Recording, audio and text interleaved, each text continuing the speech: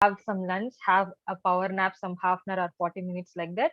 So hard by 3 o'clock, you take your books and sit down. So 3 to 5, you have one cycle, like or 3 to 6, one cycle, ok cycle kuchoni, 3 to 6.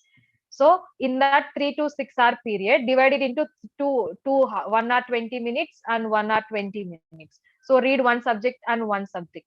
So again 6 to 7 take lunch break, sorry, dinner break or some gap, whatever you want, and again sit at 7 or 7:30 or something like that. Let's say 8 కూర్చున్నాం అనుకోండి, so 8 to 10 you read again here also 1.5 hours, something like that, or 1 hour 20 minutes, 1 hour 20 minutes, one subject and one subject. Anyway, all subjects you can't cover in one day. So in 2 days you can have one cycle of subjects. So in 2 days you have covered all subjects for 1.5 hour each. Whatever you can cover in that 1 hour 20 minutes or 1.5 hour, just complete that thing only. No need to worry about that extra stuff you were not able to do it the other day. You can do. It's not like why in one day you can't finish everything. You have to have a proper plan, proper implementation. Just do it slowly, but we have to keep up with the regular timings and all. You cannot skip. Acha, I read today, tomorrow I can't read. Then you are gone. Whatever planning you are done, you are gone. So it's about doing the smart work. It's not like ఒక sitting లోనే chapter అంతా అయిపోవాలి అంటే అవదు. It will take time, because this is your first time writing a question and answers or reading anything, right? So it will definitely take time. Only thing is you have to be patient and get that with the subject అంతే, ఇంకేం లేదు. ఇంకా ఎక్కువ చదవచ్చు. What ever I told, I consider all the worst possible cases. ఒకవేళ నువ్వు ఎక్కువసేపు నిద్రపోయినా, తినడానికి బయటికి వెళ్ళి వచ్చినా, whatever time you got, proper 5 hours you can have a proper studying apart from these morning classes. If you have good habit of waking up early in the morning, you can even cover 1 hour or 1 hour or at least 1.5 hour in the morning also. Let's say classes are starting at 9 o'clock, right? So if you wake up at 6 to 8 you can read. Or if you can wake up at 5 to 7 or 7:30 you can read, and then you can have some more nap for half an hour or something like that.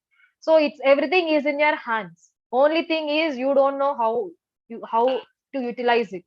అది ఎలా రావాలి అంటే మీరు ఒక planning వేసుకున్నప్పుడు అది work out అయితే అవుతుంది, లేదంటే you learn from it. What you can do, what you can do, అంతే, ఇంకేం లేదు. So start studying. I don't know what you did till now. I know morning వస్తారు, అలా క్లాస్ ఆన్ చేస్తారు, పని చేసుకుంటారు, తింటారు, నిద్రపోతారు, మళ్ళీ తింటారు, పడుకుంటారు, ఫోన్ చూస్తా కూర్చుంటారు. ఏమన్నా అంటే పేరెంట్స్ ప్రెషర్ వల్ల చదువుతున్నాం అంటారు, కానీ నో వన్ విల్ రీడ్. మిమ్మల్ని చూసాయి ఆ కాలేజ్ లో ఎంత మాత్రం చదువుతారు. So you won't read. So at least implement this from now on. At least benchmark పెట్టుకోండి. Today try to do it for 3 hours. Tomorrow you try to do it for 3.5 hours. Day after tomorrow 4 hours. Like that you increase the time period that you are allotting for your study. That's it. అంతే, ఇంకేం లేదు. So revision college వాళ్ళే చేపియాలి అని మీరు, in case you are depending only on college schedule for revision, then you are doom. Literally I'm saying you are doom. Your own work should appear, not the one what we are implementing. Whatever we are implementing, it's generalizing for keeping every average students and the top in the class. What you do decides whether you are top in the class or the bottom level in the class. Ante. Nothing more than that. Chalo, we'll do the Hestusla and then we will go. When we, okay.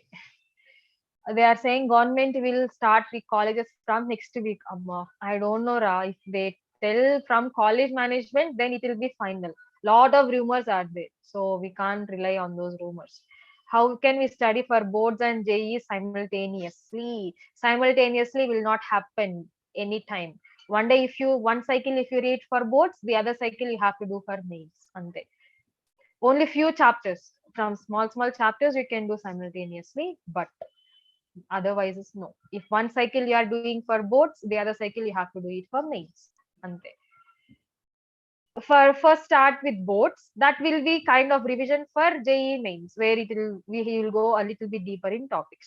Ma'am, for every one day, one news comes, ma'am. That's why I'm not sure. Like in your class only, the minute news appears, in the news comes out, you will start message. Even I will be late to receive that message, so I can't commit on any stuff right now. Almost all of them are rumors only.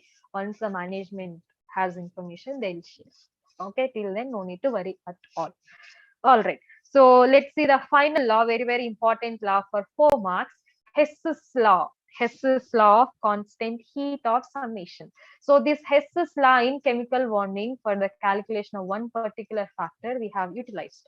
So can anyone try to remember where did we apply this Hess's law?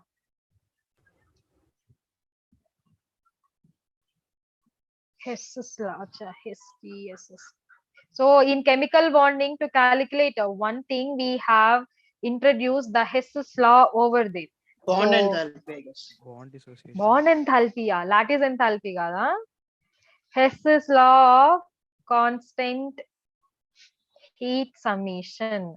Once I will tell the law, then you will understand. It is for calculating the lattice enthalpy, because lattice enthalpy we cannot calculate directly. It has to be done via the intermediate steps. So how is it done will be based on this Hess's law only. Correct? It's based on lattice energy. So Hess's law. First I'll write the statement and then I will explain in detail. So Hess's law states it's very important for boards ma 4 marks question. Okay. So it states that the total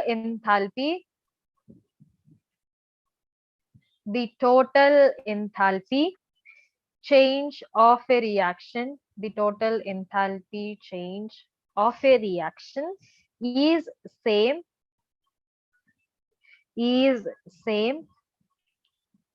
whether the reaction takes place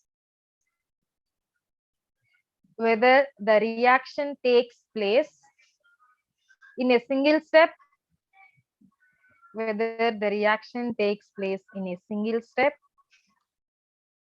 or in several steps.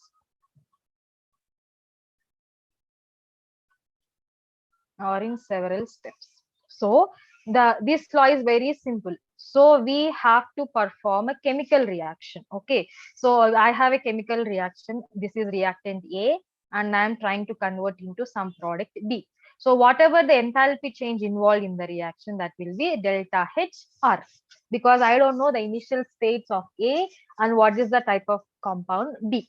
So whatever the enthalpy change associated, it will be delta H.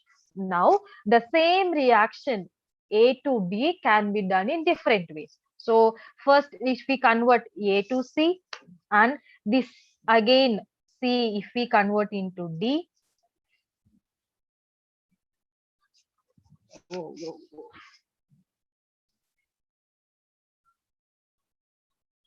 So C A to C, and again C to D, and this D to D, B to D. So directly we can convert the reaction A to B, or else we can follow a series of steps A to C, C to D, and D to B.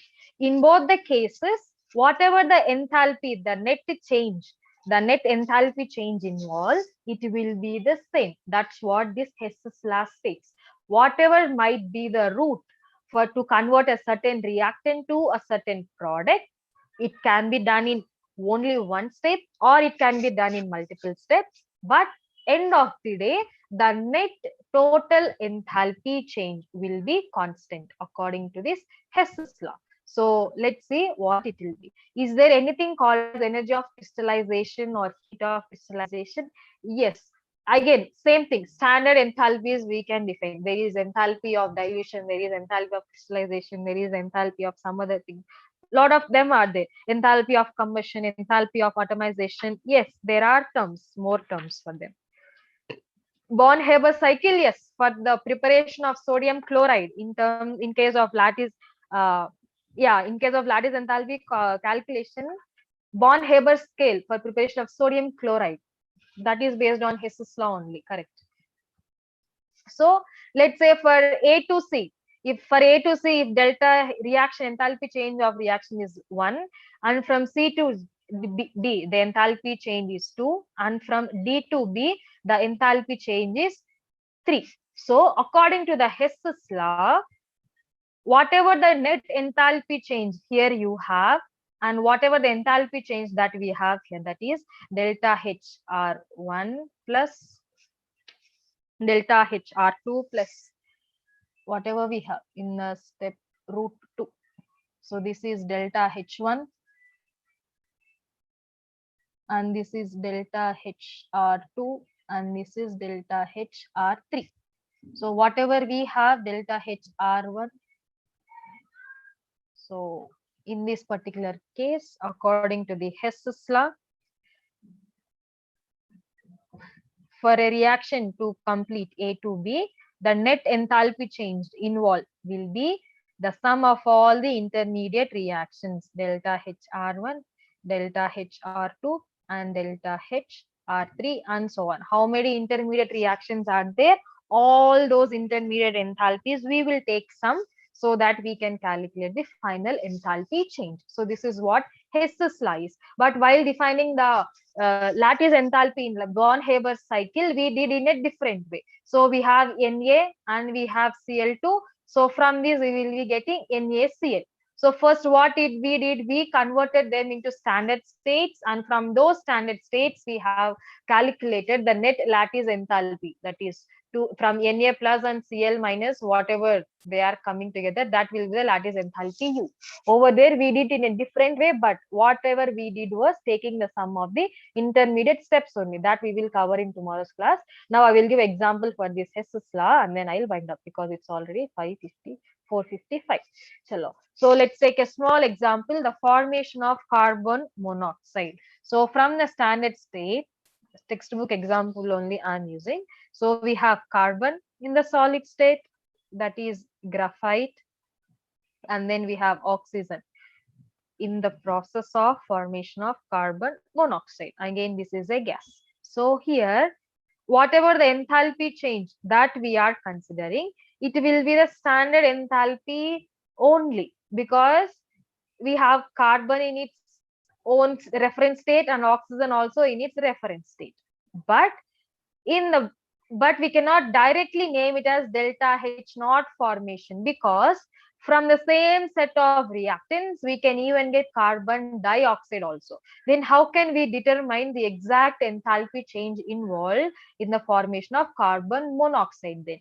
So for that we will be applying the Hess's law. So in order to do that, we will take the intermediate reaction. So let's assume we have an equation 1 where carbon in the form of graphite, which is a solid again, is reacting with oxygen to produce carbon dioxide. Here oxygen is also in gaseous state, carbon is in it's a same solid state. So this will be the delta H formation of CO2, and its value will be minus 393.5 kilojoule per mole.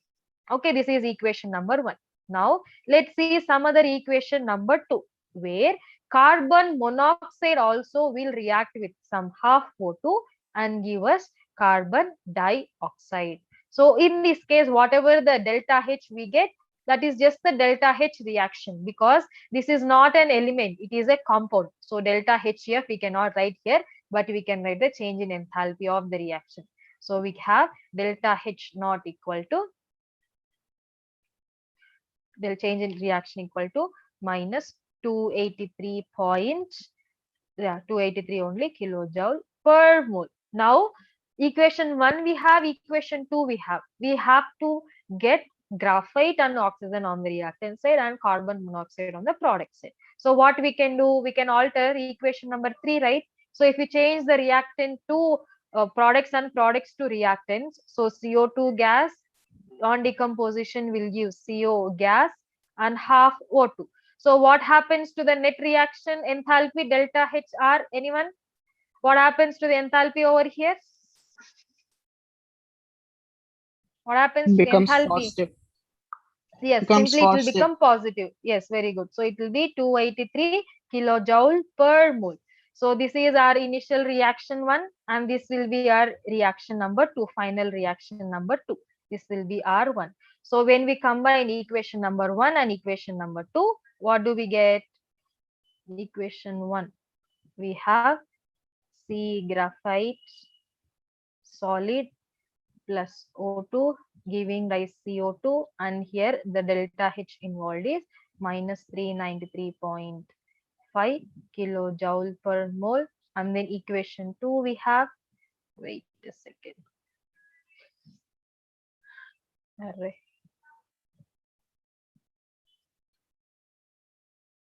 And then equation 2 we have